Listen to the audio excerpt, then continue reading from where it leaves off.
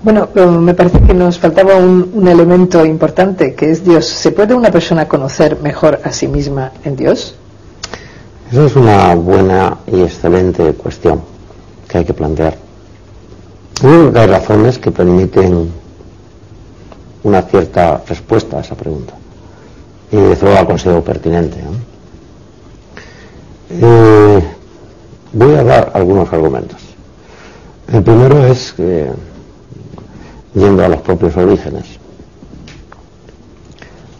quien nos ha creado sabe cómo somos. Es más, nos ha hecho de una determinada manera, según un plan previsto. Por tanto, el diseñador de la persona que somos tiene todas las claves.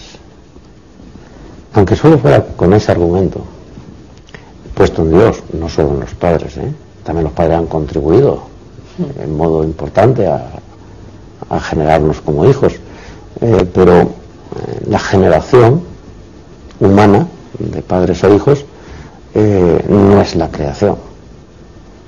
Por tanto, conocen un poquito el diseño, pero lo conocen infinitamente peor que Dios. Por eso es bueno que los hijos pregunten a los padres cómo son, cómo no son, que los padres desvelen a los hijos cómo son cada hijo, todo esto que hemos hablado. Pero no es comparable, hay una distancia infinita entre cómo Dios nos conoce y cómo nuestros padres nos conocen. Y desde ese punto de vista de la propia creación de la criatura, nuestro referente más potente para saber quiénes somos, también para saber si nos estamos autorrealizando o no, etcétera, naturalmente es Dios. Es decir, que habría que pedirle a Él la explicación de cómo somos. Esto creo que se puede hacer. Lo que pasa es que da vértigo, incluso a personas con fe, preguntarle a Dios: oye, ¿tú cómo opinas que soy yo? ¿Cuáles son mis valores innatos? ¿Cómo estoy haciéndolos crecer o decrecer? ¿Qué estrategia me podrías dar para que mi libertad se enrecie, se haga más eficaz? ¿Qué debo elegir, qué no debo elegir? O sea que ahí hay un buen argumento. Un segundo argumento es que, si tomamos unas palabras de San Pablo, Dios es más íntimo a la persona que ella misma. Y estamos hablando de la intimidad. No estamos hablando del conocimiento epidérmico, trivial y superficial de haber proyectado nuestro cuerpo en un espejo. No estamos en el intus, lo que hay dentro. Y según San Pablo, pues Dios es más íntimo que nosotros mismos. Entonces también hay que interpelarle, porque por dentro no nos conocemos, si Él no nos manifiesta ese conocimiento, ¿no? Y hay otra tercera razón, hay hasta 4 razones que se me ocurran en este momento. La tercera es que también, tomando otra frase de San Pablo, en Dios nos movemos, existimos y somos.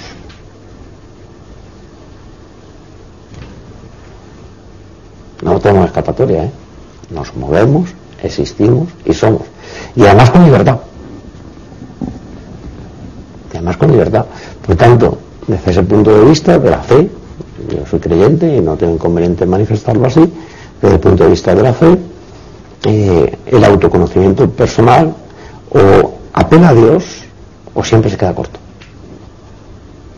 Y por tanto, el proyecto biográfico que tengamos o está hincado en esa persona divina o en esas personas divinas, o va a fallar por todos lados.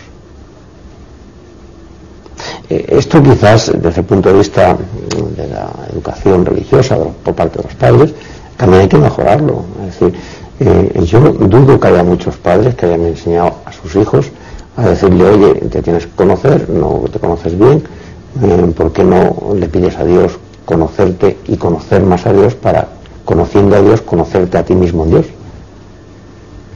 Y no es ningún trabalenguas, es una realidad.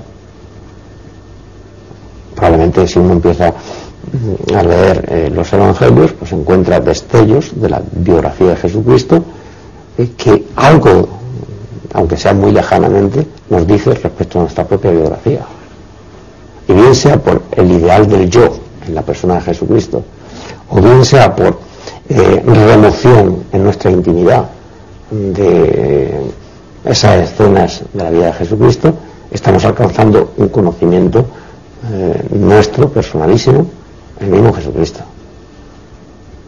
Lo que pasa es que me parece a mí que eso está mal articulado en mucha gente piadosa por lo demás, creyente, ¿no? Que probablemente si a alguien le pregunta, oye, ¿tú cuando rezas alguna vez le has preguntado a Dios si te puede decir quién eres y cómo eres? Probablemente pondríamos en serios apuros a muchísimos creyentes, porque nunca han preguntado a Dios esto.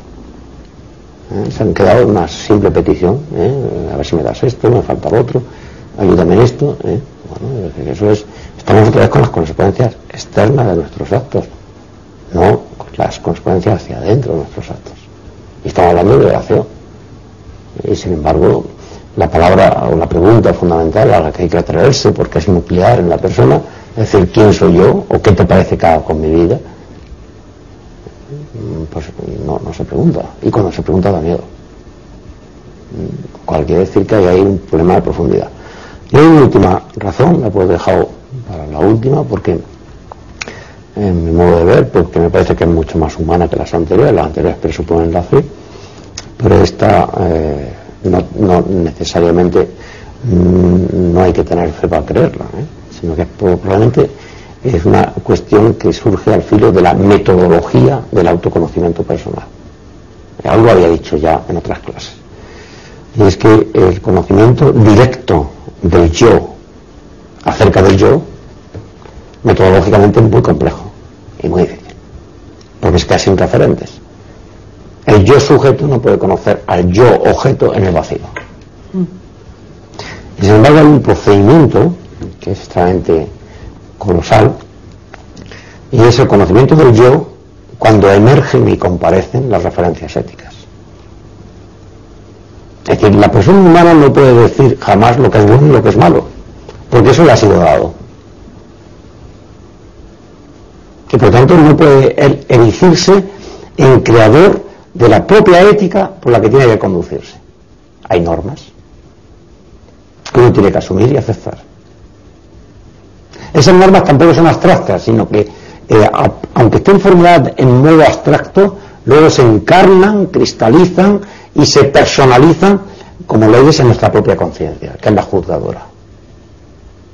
Por tanto, la conciencia no es autónoma, asume un marco de referencia normativo, lo que pasa es que lo hace propio, para poder juzgarse a sí misma.